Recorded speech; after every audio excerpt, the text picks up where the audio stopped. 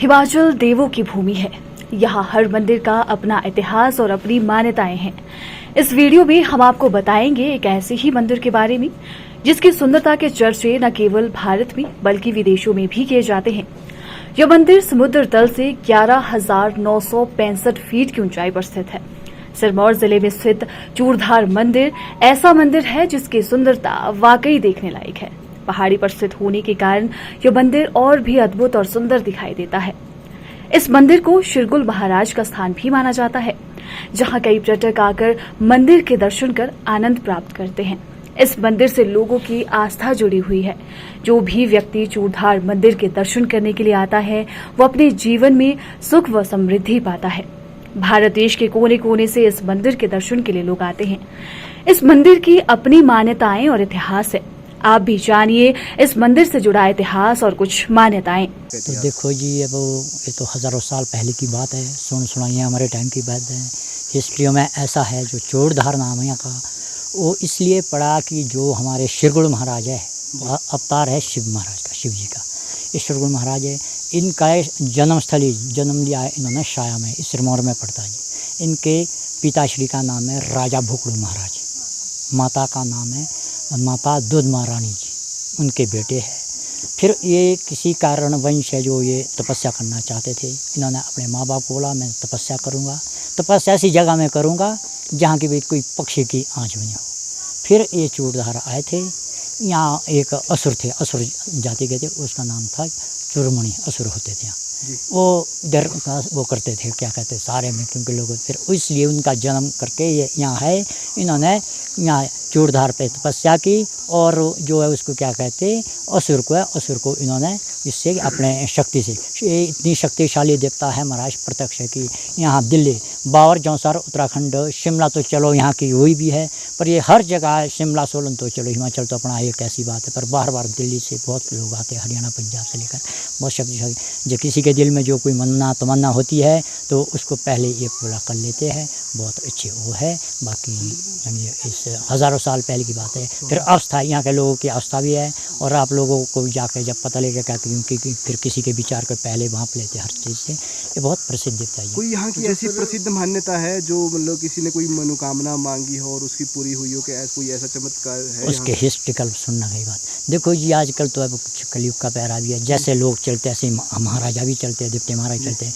पर यहाँ की हिस्ट्री से जो चूरू नाम एक वीर पड़ा है, इसको जो असुरमणि है ना, वो बोला कि मैंने वो लेके डंकार से नीचे फेंक रहे थे, जो कि सामने साक्षात आज भी पार को उस पर चट्टानों पर उसके उनको नीचे फेंक रहे थे और भस्म कर रहे थे। फिर वो है उनका कि जब वो आए, उन्होंने वहाँ से एक हाक दी, जिसको मतलब आवाज़ जैसी दी, और वो है डर के मारे जो असुर राज है वो वहीं से वहाँ रह गए। उन्होंने एक वहाँ से वो छोड़ा, क्या बोलते हैं, बिजली बोलते हैं जिसको, आज बिजली के रूप में जो प्रसिद्ध है, वो छोड़ी और वहाँ से उसको निकाल के आगे ये बोलते हैं क्या कहते मनाली, वहाँ पर गया और उस असुर राज को वो बचा लिया। और जो चूरू का टावरा जो आज भी है, वो फिर वहाँ साक्षात में पत्थर पर है, वो है बचाने के। बाकी बहुत बड़ा पत्थर है अभी देखने के, जो कि आजकल विद्यमान है। बहुत है ये, बहुत, क्योंकि बहुत बढ़िया ये हमारे है यहाँ के कुल इष्ट देवता भी, इष्ट देवता भी है। यहाँ पूजा होती है सुबह शाम, सुबह शाम पूजा होगी। जो तो जैसे हमारे चूड़धार का प्रसिद्ध मंदिर है, यहाँ तो 5-5, 7-7 पंडित जी है जो, और अपने आप जो हमारे आप पता नहीं क्या बोलते हैं, हम अपनी भाषा में नवद बोलते हैं, जो कि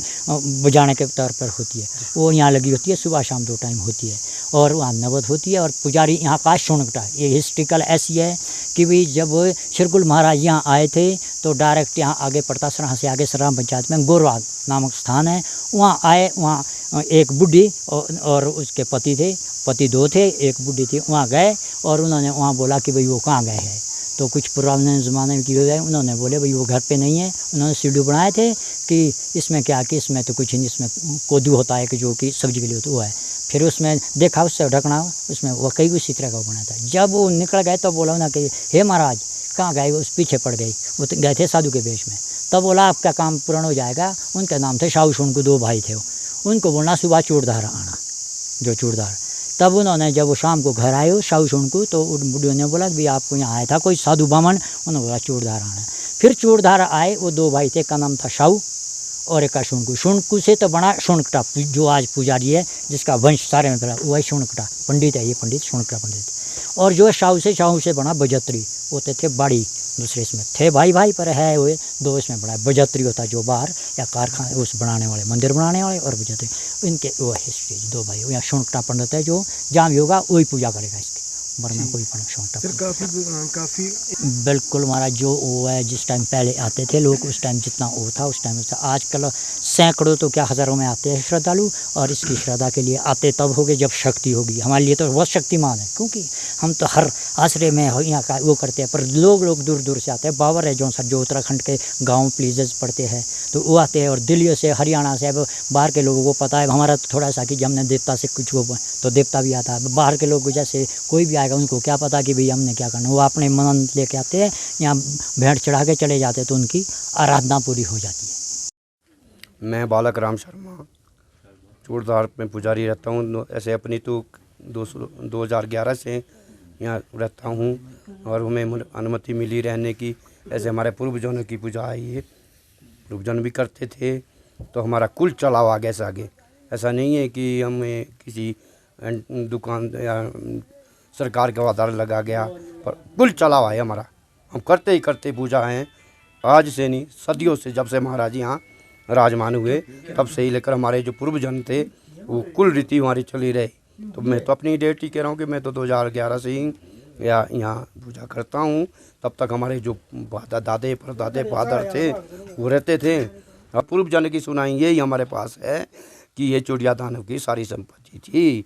महाराज जी ने क्या किया वक्त में, श्री गुरु महाराज जी तपस्या और शिव रूप निकले होगे भगवान को कुछ ना कुछ। अब लंका देखिए, अब लंका में रावण की चली तो वहाँ बढ़ गए वो। फिर एक डेट में आज की उस पर कि भगवान को क्या ना कहते विष्णु भगवान जी को राम अवतार लेना पड़ा। इस तरह की भी पाया जाता है कि ये भी तो सही होगा। तो उन्होंने भी एक तपस्या की थी इस पर्वत में, श्रीकुल से, कुल था उनका श्रीकुल नाम, बाद में उनका श्री गुरु महाराज जी तब पड़ा जब यहाँ इस चूड़धार तपस्या कर रहे। मान्यता इतनी है इस महाराज के जानते हैं और महाराज जी जो मांगते हैं ऐसी मान्यता है कि दे देते हैं, ऐसा देता है महाराज। देखो मैंने आपसे कहा जनाब ऐसा है, वहाँ की कहानी यही है। वो एक जैसे कहा था मैंने, आपने पहले एक क्वेश्चन उठा कि भी काला बाग में पौन घोड़ी है, इस तरह की घोड़ी थी। वो भी चूरू की शिला है। उस पर जब युगों में युद्ध चला किसका, चूड़िया दानवकार महाराज जी का, तो जो है वो उसके बाद उसको भगा दिया, थोड़ा हाथ पार कर दिया मान लो थोड़ी सी। फिर आने पर क्या हुआ कि चूरू महाराज जी की वो शिला थी, उनका परिवार उस पर रहता था। श्री गुरु महाराज जी बंदी बन चुके थे कहाँ, दिल्ली में 1600 ईस्वी में से पहले तुर्कों के राज में। तो वहाँ चले गए, उनको खबर हुई तो उस टाइम तो सच्चे ज़बाने थे, सच्चा काम था। वो उनको छुड़ाने चले गए, पते करने भैया वो कहाँ गए, यहाँ रखा था उनको।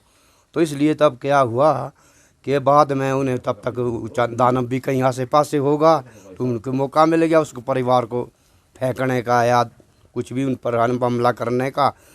तो ऐसा तो कुछ नहीं है कि तब तक महाराज जी का ऐसे दृश्य हुआ कि जैसे ही वो उतने तक जब दानव वहाँ पहुँचने थे तब तक वो शिला बन चुकी थी, वो परिवार भी उसमें सिमट गया था। आज की डेट में भी ये शिला है, हमें कहते हैं पत्थर है। उस युग में घोड़ी थी ये, किसकी, चूरू महाराज की। वो वीर थे महाराज के, ऐसा नहीं थे वो, क्योंकि जैसे एक राजों के पास अंगरक्षक रखते होते हैं आज के डेट में, नेताओं के पास है या बड़े बड़े अफसरों के पास है तो एक अंगरक्षक रखते हैं, ऐसे थे वो भी। ऐसा नहीं था कि वो कुछ अलग सी बात थी, तो उनसे वो बहुत कुछ जुड़े हुए। आज की डेट में सब पाया जाता है, ऐसा कुछ नहीं है जी, सब सही है, बढ़िया चला हुआ अच्छा धंधा है और कमेटी काम कर रही है। थोड़ा हमें एक पाया जाता है कि लोग आना चाहते हैं दूर दूर से, तो इसलिए ऐसा है कि अगर रोड की भी कोई सुविधा हो और महाराज कोई रुपये रापे का भी कोई बने तो ये हमारी ज़रूरी कहना मतलब है कि भाई सब लोग, बूढ़ा है, लंगड़ा है, खोड़ा है, कहीं ना कहीं फिर भगवान के नज़दीक तो सब चाहते हैं जाना था, पर जाए कैसे हैं जब उसका कहीं जाने की कोई नहीं होगी। नहीं तो यहाँ से तो घोड़े पर आना पड़ता है। आपकी सराह की बात करते हैं, सराह स्टेशन है, वहाँ से घोड़े पर आते हैं तो 1500 रुपया लेते हैं 16 हो।